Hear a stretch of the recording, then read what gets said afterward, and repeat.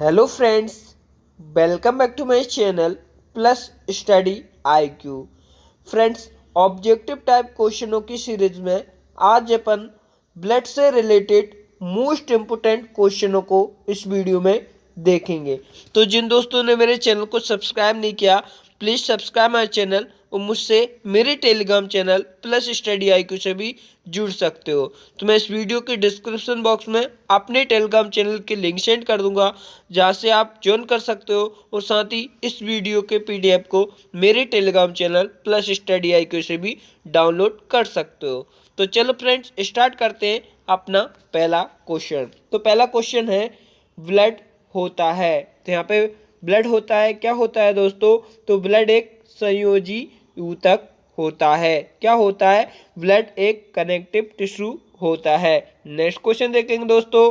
तो next question है, एक स्वस्थ व्यक्ति में लगभग मिलियन मिलीमीटर पर क्यूब में रक्त होता है। तो कितना रक्त होता है दोस्तों एक स्वस्थ व्यक्ति में? तो यहाँ पे 5 से लेके 5.5 तक यहाँ पे दोस्तों, यहाँ पे एक स्वस्थ व्यक्ति में लगभग मिलियन मिलीमीटर पर क्यूब में रक्त होता है। दोस्तों यहाँ पे नेक्स्ट क्वेश्चन देखेंगे। तो नेक्स्ट क्वेश्चन है, मानव रुधिर यानी ह्यूमन ब्लड का पीएच होता है। तो यहाँ पे ब्लड का पीएच कितना होता है दोस्तों? तो ये होता है 7.4 पीएच। तो यहाँ पे ह्यूमन ब्लड का पीएच कितना होता है दोस्तों? तो 7.4 होता है। यहाँ पे नेक्स्ट क्वेश्चन देखते हैं। तो नेक्स्ट क्वेश्चन है, रक्त का शुद्धिकरण कहाँ होता है? दोस्तों यहाँ पे ब्लड का शुद्धिकरण कहाँ पे होता है? तो ये होता है, कहाँ कहाँ पे होता है दोस्तों? फेफड़े, यकृत, किडनी। यानी ये फेफड़े में भी अपना ब्लड का शुद्धिकरण होता है, यकृत में भी और किडनी में भी। तो ये ऑप्शन अपना कौन सा राइट होगा दोस्तों? तो यहाँ पे डी ऑप्शन राइट होगा। ये सभी में यहाँ पे ब्लड का शुद्धिकरण होता है। नेक्स्ट क्वेश्चन देखते हैं दोस्तों। तो नेक्स्ट क्वेश्चन है, मानव शरीर में खून के शुद्धिकरण की प्रक्रिया को कहते हैं। दोस्तों यहाँ पे जो मानव शरीर में खून के शुद्धिकरण की प्रक्रिया क्या कहलाती है दोस्तों? तो ये कहलाती है डायलिसिस। यहाँ पे दोस्तों डायलिसिस यहाँ पे शरीर में जो खून की शुद्धिकरण की प्रक्रिया को कहते हैं। तो अपना ऑप्शन ए राइट है। दोस्तों यहाँ पे नेक्स्ट क्वेश्चन देखते हैं। तो नेक्स्ट क्वेश्चन है, मानव रुधिर यानी ह्यूमन ब्लड में दोस्तों कोलेस्ट्रॉल का सामान्य स्तर है। तो यहाँ पे जो ह्यूमन ब्लड में दोस्तों कोलेस्ट्रॉल का सामान्य स्तर कौन सा है? तो यहाँ पे है 180 से लेके 200 mg% दोस्तों। नेक्स्ट क्वेश्चन देखते हैं। तो नेक्स्ट क्वेश्चन है, मनुष्य में सामान्यतः फास्टिंग ब्लड ग्लूकोज लेवल प्रति 100 ml ब्लड्स में होता है। तो यहाँ पे दोस्तों मनुष्य में सामान्यतः फास्टिंग ब्लड ग्लूकोज लेवल कितना होता है दोस्तों? तो ये होता है 70 से लेके 110 mg/dl।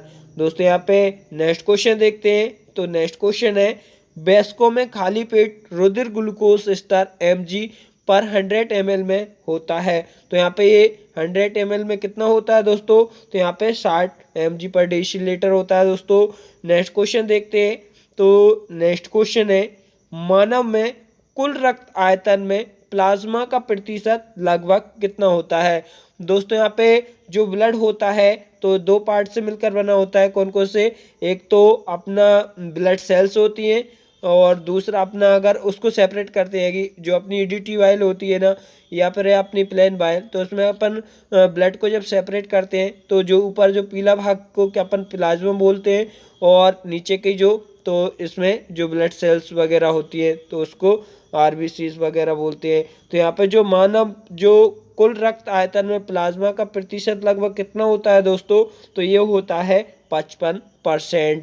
तो यहाँ पे 55% दोस्तों यहाँ पे प्लाज्मा का परसेंट होता है, और बाकी का जो 45% दोस्तों किसका होता है? तो ब्लड सेल्स का यहाँ पे होता है। नेक्स्ट क्वेश्चन देखते हैं दोस्तों। तो नेक्स्ट क्वेश्चन है, मानव रक्त यानी ह्यूमन ब्लड प्लाज्मा में पर्याप्त पानी की प्रतिशत मात्रा कितनी होती है? तो यहाँ पे जो पानी की प्रतिशत मात्रा कितनी होती है जो ह्यूमन ब्लड प्लाज्मा में? तो ये होती है दोस्तों 90 से लेके 92 तक। यहाँ पे 90 से लेके 92 तक दोस्तों जो ह्यूमन ब्लड प्लाज्मा में पानी की जो प्रतिशत मात्रा होती है। नेक्स्ट क्वेश्चन देखेंगे दोस्तों, तो नेक्स्ट क्वेश्चन है वयस्क पुरुष में आरबीसी की सामान्यता संख्या होती है। दोस्तों यहाँ पे जो वयस्क पुरुष में आरबीसी यानी रेड ब्लड सेल की सामान्यता संख्या कितनी होती है, तो ये होती है दोस्तों 5 मिलियन। यहाँ पे 5 मिलियन दोस्तों ब्लड यहाँ पे जो वयस्क पुरुष में आरबीसी की सामान्य संख्या होती है। नेक्स्ट क्वेश्चन देखते हैं दोस्तों, तो नेक्स्ट क्वेश्चन है एक किशोर मनुष्य में सामान्य रक्तचाप कितना होता है।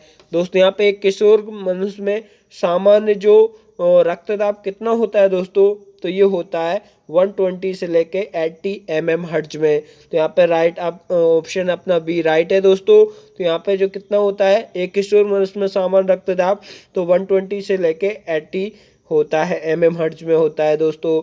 इसकी यूनिट याद रखना है। तो नेक्स्ट क्वेश्चन देखते हैं, तो नेक्स्ट क्वेश्चन है मनुष्यों में रक्तचाप सामान्यता कितना होता है। दोस्तों यहाँ पे मनुष्य में रक्तचाप यानी कितना होता है, उसी को ये अपन रक्तचाप या फिर ब्लड प्रेशर बोलते हैं। तो इसका भी राइट आंसर अपना कौन सा है, 120 से 80 mm हर्ट्ज में होता है दोस्तों। नेक्स्ट क्वेश्चन देखते हैं, तो नेक्स्ट क्वेश्चन है खालिस्तान एक हल्के पीले रंग का गाढ़ा तरल पदार्थ है जो रक्त के आयतन का लगभग 55% होता है। दोस्तों यहाँ पे खालिस्तान एक हल्के पीले रंग का गाढ़ा तरल पदार्थ क्या होता है दोस्तों, तो यहाँ पे जो 55% होता है तो इसको प्रद्रव यानी प्लाज्मा बोलते हैं दोस्तों।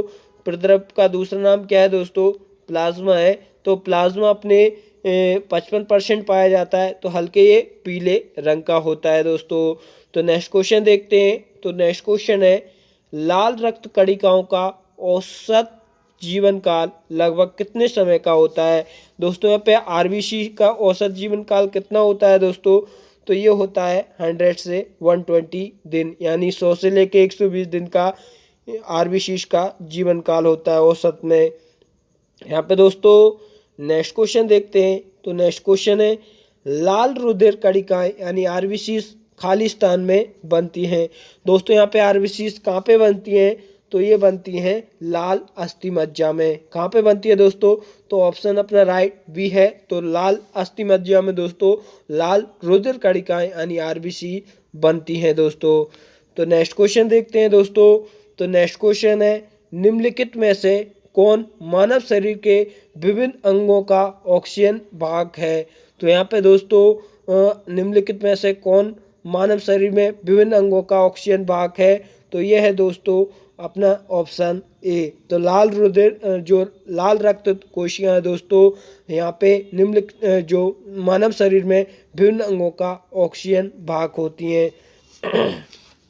नेक्स्ट क्वेश्चन देखते हैं दोस्तों, तो नेक्स्ट क्वेश्चन अपना है पुरानी और नष्टप्रिय लाल रक्त कणिकाएं कहाँ नष्ट हो जाती हैं। दोस्तों यहाँ पे जो पुरानी और नष्टप्रिय लाल रक्त कणिकाएं यानी दोस्तों आरबीसी कहाँ पे नष्ट हो जाती हैं, तो ये होती हैं प्लीहा में। तो इसका राइट ऑप्शन अपना कौन सा है दोस्तों, तो ए।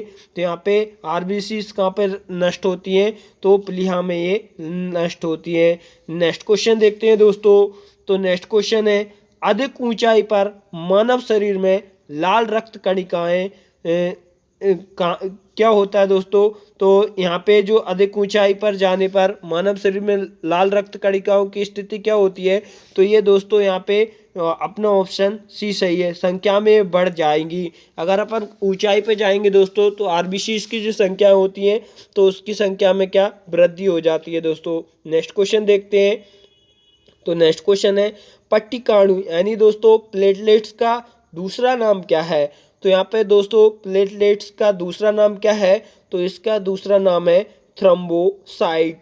यहाँ पे थ्रोम्बोसाइट दोस्तों प्लेटलेट का दूसरा नाम है दोस्तों।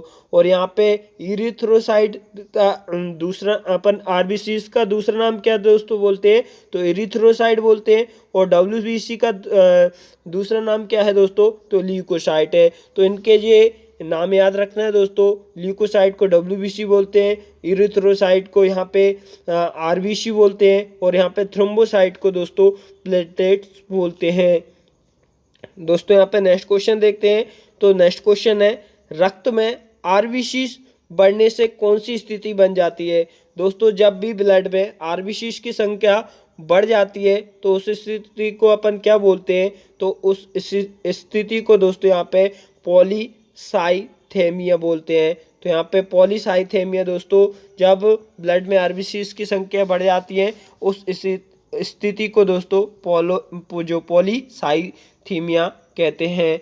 दोस्तों यहाँ पे नेक्स्ट क्वेश्चन देखते हैं। तो नेक्स्ट क्वेश्चन है, हीमोग्लोबिन क्या होता है।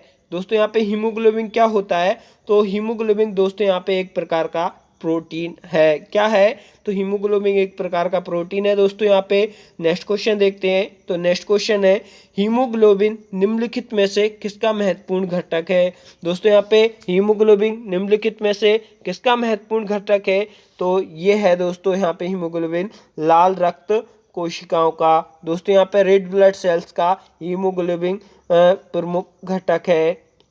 नेक्स्ट क्वेश्चन देखते हैं दोस्तों। तो नेक्स्ट क्वेश्चन है, रक्त में हीमोग्लोबिन एक सम्मिश्रित प्रोटीन है जिसमें भरपूर मात्रा में पाया जाता है। दोस्तों यहाँ पे जो ब्लड में हीमोग्लोबिन एक सम्मिश्रित क्या है दोस्तों, एक प्रोटीन है जिसमें भरपूर मात्रा में क्या पाया जाता है, तो ये पाया जाता है लोहा। दोस्तों यहाँ पे आयरन भरपूर मात्रा में इसमें उपस्थित होता है। नेक्स्ट क्वेश्चन देखते हैं दोस्तों। तो नेक्स्ट क्वेश्चन है, रक्त धारा में ऑक्सीजन ले जाने वाला प्रोटीन होता है। दोस्तों यहाँ पे जो ब्लड फ्लो होता है तो उसमें ऑक्सीजन ले जाने वाला प्रोटीन होता है, कौन सा होता है दोस्तों, तो ये होता है दोस्तों यहाँ पे हीमोग्लोबिन। तो राइट आंसर कौन सा है दोस्तों, सी। यहाँ पे हीमोग्लोबिन दोस्तों जो रक्त धारा में ऑक्सीजन ले जाने वाला प्रोटीन होता है। नेक्स्ट क्वेश्चन देखेंगे दोस्तों। तो नेक्स्ट क्वेश्चन है, हीमोग्लोबिन की अधिकतम बंधुता होती है। दोस्तों यहाँ पे हीमोग्लोबिन की अधिकतम बंधुता किसके साथ होती है, तो ये होती है दोस्तों कार्बन मोनोऑक्साइड के साथ। दोस्तों यहाँ पे जो CO के साथ CO के साथ दोस्तों हीमोग्लोबिन की अधिकतम बंधुता होती है। तो यहाँ पे CO का मतलब क्या है दोस्तों, तो कार्बन मोनोऑक्साइड बोलते हैं। और नेक्स्ट क्वेश्चन देखते हैं दोस्तों यहाँ पे। तो नेक्स्ट क्वेश्चन है, मानव रक्त यानी ह्यूमन ब्लड का रंग लाल होता है। तो यहाँ पे दोस्तों जो ह्यूमन ब्लड का रंग लाल किस कारण होता है, तो ये होता है दोस्तों अपने हीमोग्लोबिन के कारण। हीमोग्लोबिन के कारण ही दोस्तों अपने ब्लड का रंग लाल होता है। तो यहाँ पे नेक्स्ट क्वेश्चन देखते हैं दोस्तों। नेक्स्ट क्वेश्चन है, हीमोग्लोबिन में निम्नलिखित में से कौन सा तत्व मौजूद होता है। दोस्तों यहाँ पे हीमोग्लोबिन में निम्नलिखित में से कौन सा तत्व मौजूद होता है, तो क्या होता है, तो लोहा तत्व दोस्तों यहाँ पे हीमोग्लोबिन में मौजूद होता है। नेक्स्ट क्वेश्चन देखते हैं दोस्तों। तो नेक्स्ट क्वेश्चन है, निम्न में कौन मनुष्य में श्वसन रंजक है। तो दोस्तों यहाँ पे निम्न में से कौन मनुष्य में श्वसन रंजक है, ये है दोस्तों यहाँ पे हीमोग्लोबिन। यहाँ पे हीमोग्लोबिन दोस्तों मनुष्य में श्वसन रंजक है। तो यहाँ पे दोस्तों नेक्स्ट क्वेश्चन देखते हैं। तो नेक्स्ट क्वेश्चन है, निम्न में से किसको आरबीसी का कब्रिस्तान कहा जाता है। दोस्तों यहाँ पे निम्न में से किसको आरबीसी का कब्रिस्तान कहा जाता है, तो ये कहा जाता है दोस्तों प्लीहा को। यहाँ पे प्लीहा को दोस्तों आरबीसी का कब्रिस्तान कहा जाता है। नेक्स्ट क्वेश्चन देखते हैं दोस्तों। तो नेक्स्ट क्वेश्चन है, मानव शरीर का रक्त खालिस्तान कहलाता है।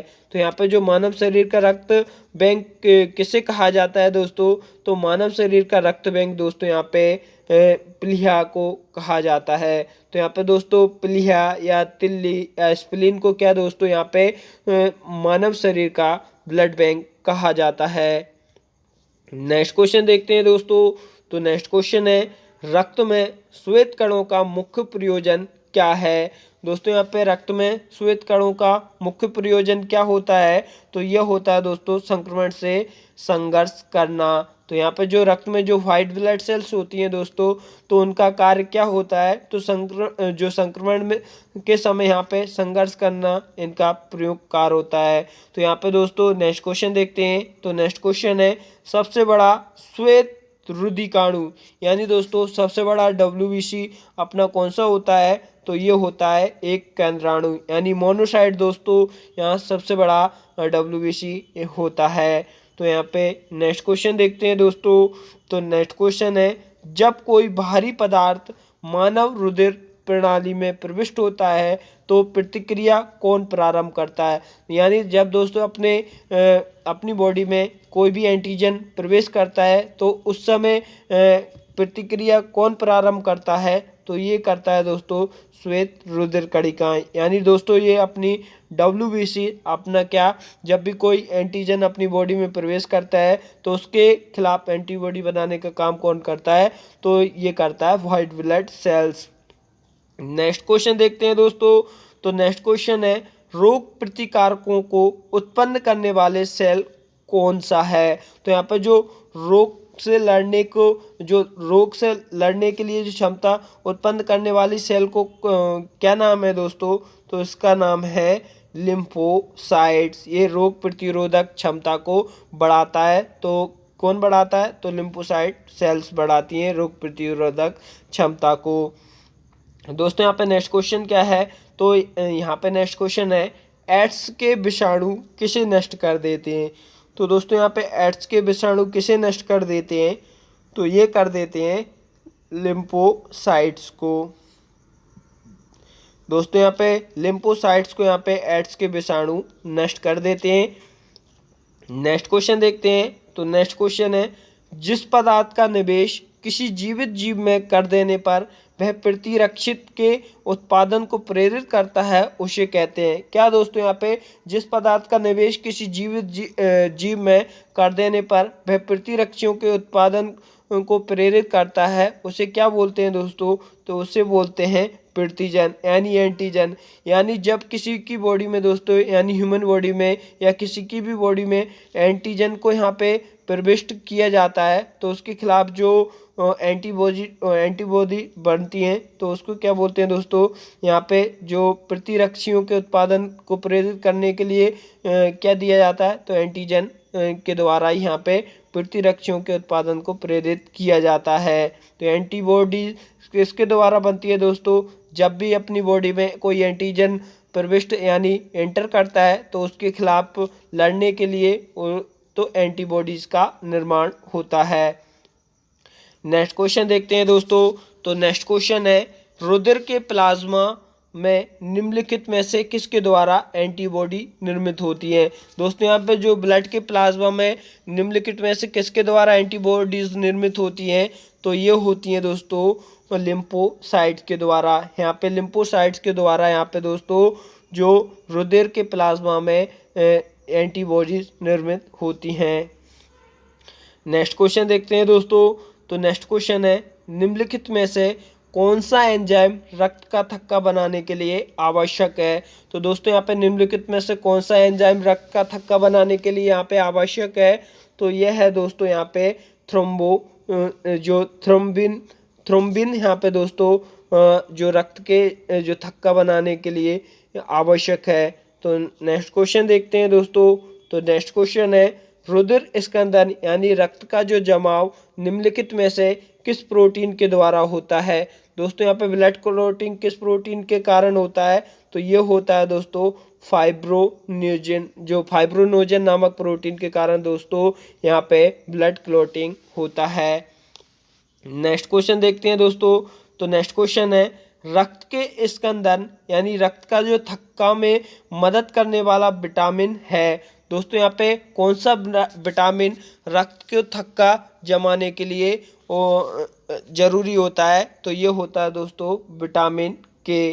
कौन सा दोस्तों, यहाँ पे विटामिन के दोस्तों यहाँ पे जो रक्त के स्कंदन यानी रक्त का थक्का में मदद करने वाला विटामिन है। यहाँ पे नेक्स्ट क्वेश्चन देखते हैं दोस्तों। नेक्स्ट क्वेश्चन है किसके मौजूदगी के कारण शरीर के भीतर रक्त जमता नहीं है। दोस्तों यहाँ पे अपनी बॉडी में जो ब्लड फ्लो होता रहता है तो किसकी मौजूदगी के कारण ये क्लॉट नहीं होता अपनी बॉडी में, तो ये होता है दोस्तों जो हेपेरिन एक ब्लड क्लॉटिंग फैक्टर होता है दोस्तों जो अपनी बॉडी में प्रेजेंट होता है। तो इसके कारण ही इसकी मौजूदगी के कारण ही शरीर के जो भीतर रक्त अपने जमता नहीं है। तो यहाँ पे नेक्स्ट क्वेश्चन देखते हैं दोस्तों। तो नेक्स्ट क्वेश्चन है किसकी उपस्थिति में रुधिर वाहिनियों में रक्त आंत्रचित यानी क्लॉट नहीं होता। यहाँ पे किसकी उपस्थिति के कारण दोस्तों यहाँ पे रक्त क्लॉट नहीं होता अपनी बॉडी में, तो हेपेरिन की उपस्थिति के कारण दोस्तों बॉडी में अपना ब्लड क्लॉट नहीं होता। नेक्स्ट क्वेश्चन देखते हैं दोस्तों। तो नेक्स्ट क्वेश्चन है, रक्त स्त्राव को रोकने के लिए आमतौर पर किस एल्युमिनियम लवण का प्रयोग किया जाता है। दोस्तों यहाँ पे जो ब्लड के स्त्राव को रोकने के लिए आमतौर पर किस एल्युमिनियम लवण का प्रयोग किया जाता है, तो ये किया जाता है दोस्तों पोटास एलम का। यहाँ पे पोटास एलम का उपयोग दोस्तों जो रक्त स्त्राव को रोकने के लिए आमतौर पर एल्युमिनियम लवण का प्रयोग किया जाता है। तो वह एल्युमिनियम लवण कौन सा होता है, तो पोटास एलम होता है दोस्तों। नेक्स्ट क्वेश्चन देखते हैं। तो नेक्स्ट क्वेश्चन है, रक्त जमने में किस तत्व की मुख्य भूमिका होती है। दोस्तों यहाँ पे रक्त जमने में किस तत्व की मुख्य भूमिका होती है, यानी ब्लड क्लॉट होने में किस तत्व का मुख्य भूमिका होती है, तो ये होती है दोस्तों कैल्शियम, यानी Ca इसका सूत्र है दोस्तों। यहाँ पे कैल्शियम की जो ब्लड क्लॉट होने में मुख्य भूमिका होती है।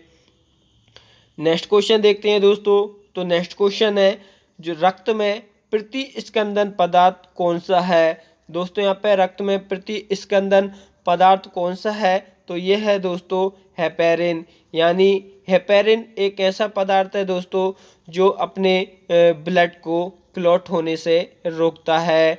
नेक्स्ट क्वेश्चन देखते हैं दोस्तों।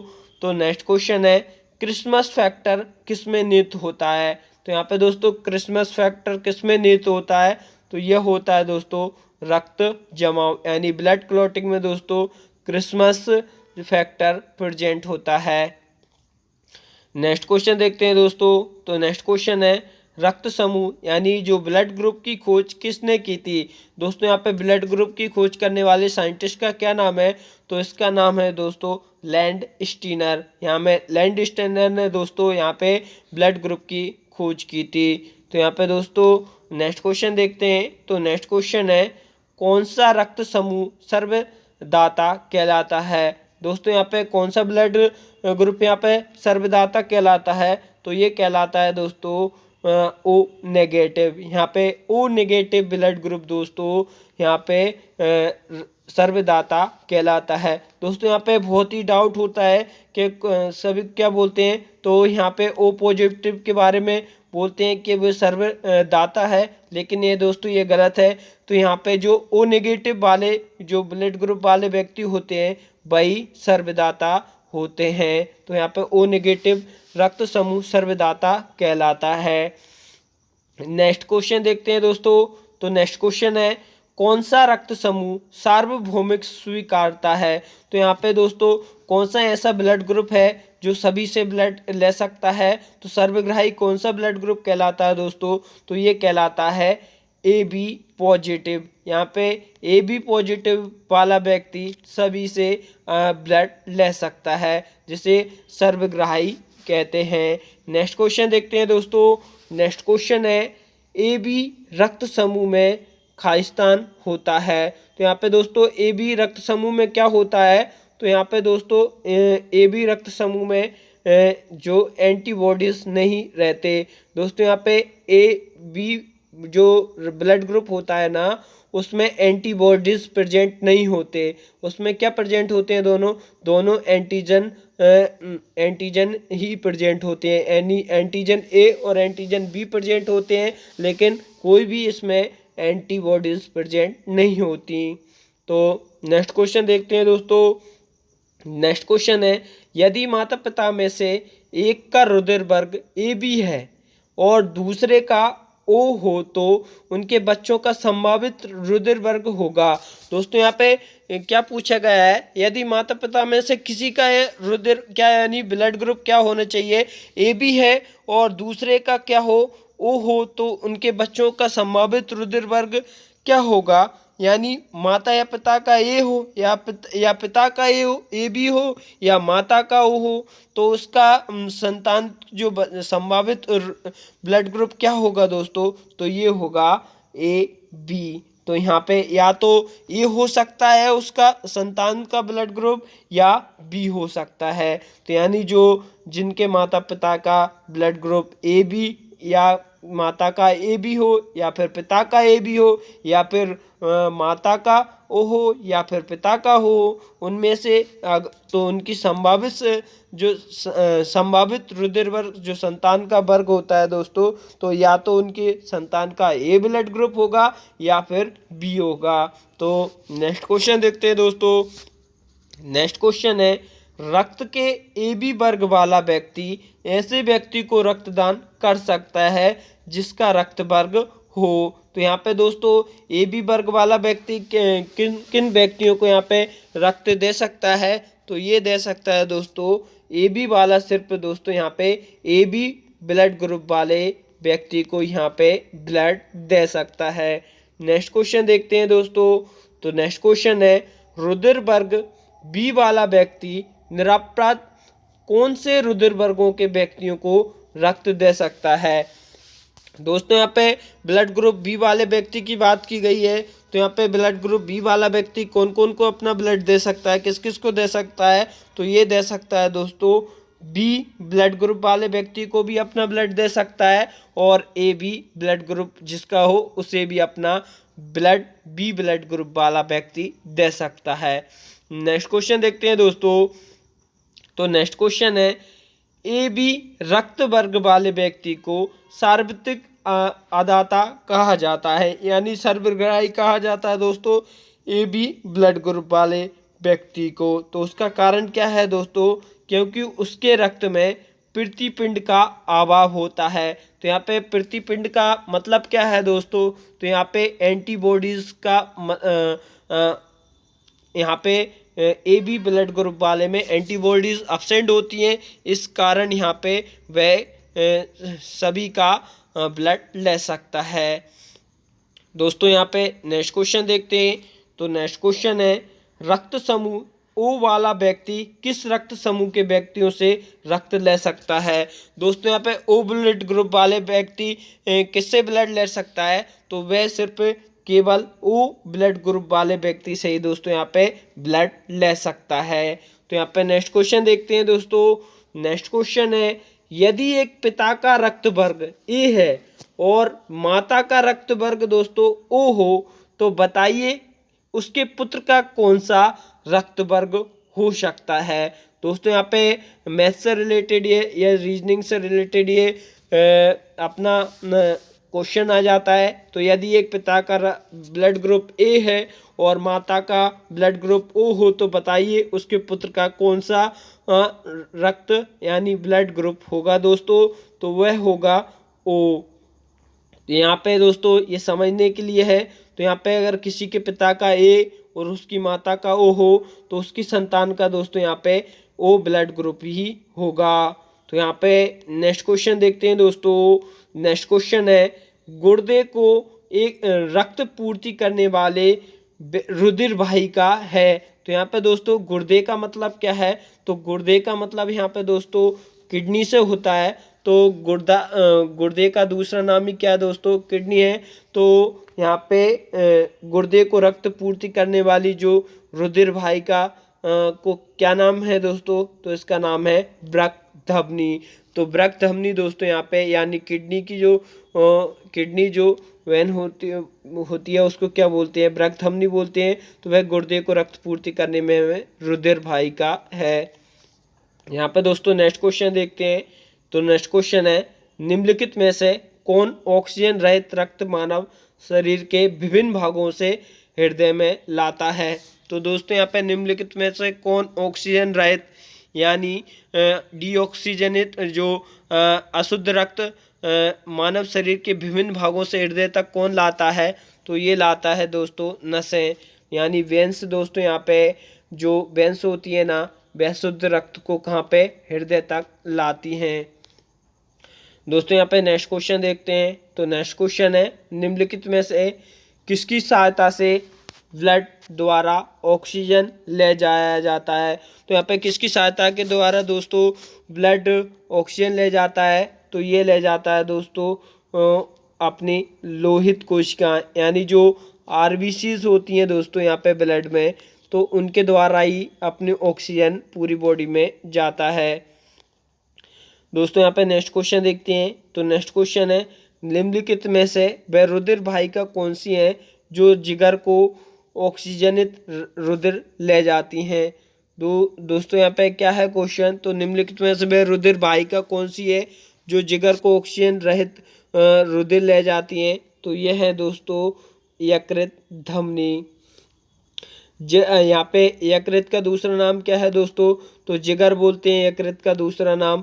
तो यकृत धमनी क्या करती हैं दोस्तों, यहाँ पे यकृत को अपना ब्लड ले जाती हैं, तो इसको क्या बोलते हैं, यकृत धमनी बोलते हैं।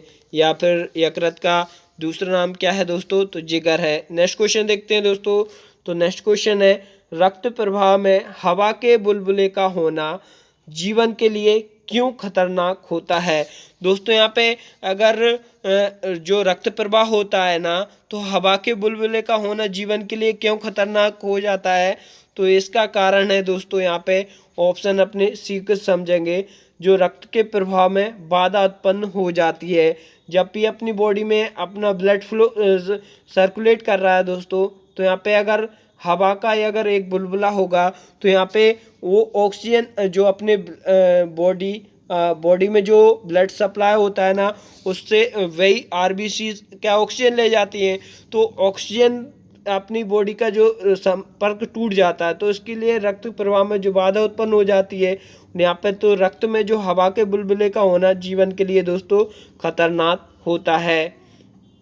दोस्तों यहाँ पे नेक्स्ट क्वेश्चन देखते हैं। तो नेक्स्ट क्वेश्चन है निम्नलिखित में से वह वैज्ञानिक कौन है जिसने पहली बार रुधिर परिसंचरण की व्याख्या की थी। तो यहाँ पे दोस्तों ब्लड सर्कुलेटरी सिस्टम की व्याख्या कौन से वैज्ञानिक ने की थी, तो ये की थी दोस्तों विलियम हार्वे ने। सर्वप्रथम विलियम हार्वे ने दोस्तों यहाँ पे जो ब्लड सर्कुलेटरी सिस्टम की व्याख्या की थी। नेक्स्ट क्वेश्चन देखते हैं दोस्तों। तो नेक्स्ट क्वेश्चन है किस प्रक्रिया द्वारा श्वसन के दौरान गैसें रुधिर में प्रवेश करती हैं और फिर उसे छोड़ती हैं। तो यहाँ की कौन सी प्रक्रिया होती है दोस्तों जिसके द्वारा श्वसन के दौरान गैसें रुधिर में प्रवेश यानी ऑक्सीजन अपने ब्लड में प्रवेश करती है और ब्लड से जो कार्बन डाइऑक्साइड होती है वो उसे वापस यहाँ पे बाहर छोड़ती है। तो किस प्रक्रिया के दौरान होता है ये सब, तो ये होता है दोस्तों विसरण के द्वारा। तो ये प्रक्रिया क्या कहलाती है दोस्तों, जिसमें ऑक्सीजन ब्लड में मिलती है और ब्लड से ऑक्सीजन बाहर निकलती है। उस प्रक्रिया मतलब जो CO2 होती है कार्बन डाइऑक्साइड बाहर निकलती है, तो उस पूरी प्रक्रिया को क्या बोलते हैं दोस्तों, तो विसरण कहते हैं। यहाँ पे दोस्तों नेक्स्ट क्वेश्चन देखते हैं। तो नेक्स्ट क्वेश्चन है प्राकृतिक कोलोइड कौन सा है। तो यहाँ पे दोस्तों प्राकृतिक कोलोइड कौन सा है, तो यह है दोस्तों ब्लड। यहाँ पे ब्लड एक नेचुरल कोलोइड विलयन है। नेक्स्ट क्वेश्चन देखते हैं दोस्तों। तो नेक्स्ट क्वेश्चन है यदि व्यक्ति को गलत प्रकार का रक्त दे दिया जाए तो निम्नलिखित में से क्या परिणाम होगा। या दोस्तों क्या होगा यदि व्यक्ति को गलत प्रकार का रक्त दे दिया जाए, तो निम्नलिखित में से क्या परिणाम होगा, क्या होगा। सबसे पहला परिणाम क्या है, क्या सभी धमनियाँ संकुचित हो जाती हैं, क्या सभी धमनियों का विस्तार हो जाता है, क्या आरबीसी का संश्लेषण हो जाता है, या फिर तिल्ली और लिम्फोइड्स में विकृत आ जाते हैं। तो ये कौन सा कारण हो जाएगा दोस्तों, अगर यदि व्यक्ति को गलत प्रकार का रक्त दे दिया जाए तो वह सभी धमनियाँ यहाँ पे दोस्तों जो सभी धमनियाँ यहाँ पे संकुचित हो जाती हैं। तो यहाँ पे नेक्स्ट क्वेश्चन देखते हैं दोस्तों। तो नेक्स्ट क्वेश्चन है मानव शरीर में रक्त की अपर्याप्त आपूर्ति को कहते हैं। दोस्तों यहाँ पे मानव शरीर में रक्त की अपर्याप्त आपूर्ति को क्या बोलते हैं दोस्तों, तो उसके बोलते हैं इस्कीमिया। तो यहाँ पे जो मानव शरीर में रक्त की अपर्याप्त आपूर्ति होती है तो उस स्थिति को क्या बोलते हैं, तो इस्कीमिया बोलते हैं दोस्तों। नेक्स्ट क्वेश्चन देखते हैं। तो नेक्स्ट क्वेश्चन है यदि किसी व्यक्ति को रुधिर वाहिकाओं की त्रिज्या कम हो जाए तो उसका रक्तदाब क्या होगा। तो यदि किसी व्यक्ति की जो रुधिर वाहिकाएं होती हैं दोस्तों, तो उसकी त्रिज्या अगर कम हो जाए तो उसका रक्त दबाव क्या होगा, तो उसका रक्त दबाव दोस्तों यहाँ पे बढ़ेगा। तो यहाँ पे ब्लड प्रेशर दोस्तों यहाँ पे उस कंडीशन में बढ़ जाएगा। नेक्स्ट क्वेश्चन देखते हैं। तो नेक्स्ट क्वेश्चन है, किस कशेरुकी में ऑक्सीजनित और बी ऑक्सीजनित रुधिर मिल जाते हैं? तो किस कशेरुकी में दोस्तों यहाँ पे जो ऑक्सीजनित यानी ऑक्सीकृत और बी ऑक्सीजनित यानी जो कार्बन डाई जो जिसमें अशुद्ध रक्त और रुधिर में मिल जाते हैं, तो उस स्थिति को क्या बोलते हैं दोस्तों? तो उसको बोलते हैं उभयचर। यहाँ पे दोस्तों उभयचर ऐसे कशेरुकी होते हैं जिसमें ऑक्सीजनित और बी ऑक्सीजनित रुधिर मिल जाते हैं। यहाँ पे दोस्तों नेक्स्ट क्वेश्चन देखते हैं। तो नेक्स्ट क्वेश्चन है, निम्नलिखित में से किसका सहसंबंध रक्तचाप से है? तो यहाँ पे दोस्तों निम्नलिखित में से किसका सहसंबंध रक्तचाप से होता है? तो यह है दोस्तों अधिवृक्क। यहाँ पे अधिवृक्क का संबंध दोस्तों रक्तचाप से होता है। यहाँ पे नेक्स्ट क्वेश्चन देखते हैं दोस्तों। तो नेक्स्ट क्वेश्चन है, रक्तदाब का नियंत्रण कौन करता है? तो यहाँ पे दोस्तों रक्तदाब का नियंत्रण कौन करता है? तो ये अधिवृक्क यानी जो एड्रिनल ग्रंथ होती है, जो एड्रिनल ग्लैंड्स होती है दोस्तों, वह रक्तदाब का नियंत्रण करता है। तो अधिवृक्क का दूसरा नाम क्या है दोस्तों? तो एड्रिनल ग्लैंड को यहाँ पे अधिवृक्क बोलते हैं। नेक्स्ट क्वेश्चन देखते हैं दोस्तों। नेक्स्ट क्वेश्चन है, कणिकाओं के बिना रक्त के तरल अंश को कहते हैं? दोस्तों यहाँ पे जो कणिकाओं के बिना रक्त के तरल अंश को क्या कहा जाता है? तो ये कहा जाता है दोस्तों प्लाज्मा। प्लाज्मा कणिकाओं के बिना रक्त के तरल अंश को कहते हैं। दोस्तों यहाँ पे नेक्स्ट क्वेश्चन देखते हैं। तो नेक्स्ट क्वेश्चन है, अरक्तता किसकी कमी के कारण होती है? तो दोस्तों यहाँ पे अरक्तता किसकी कमी के कारण होती है? तो ये होती है दोस्तों फॉलिक एसिड के कारण। फॉलिक एसिड के कारण दोस्तों यहाँ पे अरक्तता होती है। यहाँ पे दोस्तों नेक्स्ट क्वेश्चन देखते हैं। तो नेक्स्ट क्वेश्चन है, निम्नलिखित में से वर्णक प्रोटीन यानी जो क्रोमोप्रोटीन कौन सा है? तो यहाँ पे क्रोमोप्रोटीन कौन सा है दोस्तों? यहाँ पे तो हीमोग्लोबिन यहाँ पे दोस्तों क्रोमोप्रोटीन है। नेक्स्ट क्वेश्चन देखते हैं दोस्तों। नेक्स्ट क्वेश्चन है, रुधिर लसिका यानी हीमोलिम्फ इनमें से देखी जाती हैं? तो किसमें देखी जाती हैं दोस्तों? तो ये देखी जाती है संधिपाद यानी ऑर्थोपोडा में दोस्तों यहाँ पे रुधिर लसिका यानी हीमोलिम्फ देखी जाती हैं। नेक्स्ट क्वेश्चन देखते हैं दोस्तों। तो नेक्स्ट क्वेश्चन है, केंचुए की पृष्ठीय रुधिर वाहिका में रक्त का प्रवाह किस ओर होता है? तो दोस्तों यहाँ पे जो केंचुए की जो पृष्ठीय रुधिर वाहिका में रक्त का प्रवाह किस ओर होता है? तो ये होता है दोस्तों यहाँ पे अग्रगामी। तो यहाँ पे अग्रगामी प्रवाह होता है केंचुए में दोस्तों। नेक्स्ट क्वेश्चन देखते हैं। तो नेक्स्ट क्वेश्चन है, स्टारफिश के परिसंचरण तंत्र को क्या कहा जाता है? दोस्तों यहाँ पे जो स्टारफिश होती है उसके ब्लड सर्कुलेटरी सिस्टम को क्या कहा जाता है? तो उसको कहा जाता है दोस्तों हीमल तंत्र। यहाँ पे हीमल तंत्र स्टारफिश के जो ब्लड सर्कुलेटरी सिस्टम को कहा जाता है। नेक्स्ट क्वेश्चन देखते हैं दोस्तों। नेक्स्ट क्वेश्चन है, हीमोफीलिया होता है? यहाँ पे दोस्तों हीमोफीलिया क्या होता है? तो एक आनुवांशिक विकार होता है हीमोफीलिया। नेक्स्ट क्वेश्चन देखते हैं दोस्तों। नेक्स्ट क्वेश्चन है, रक्त में मूत्राम्ल के उच्च स्तर के कारण निम्नलिखित में से कौन सा रोग हो जाता है? दोस्तों यहाँ पर रक्त में जो मूत्राम्ल के उच्च स्तर के कारण निम्नलिखित में से कौन सा रोग हो जाता है? तो ये हो जाता है दोस्तों गाउट।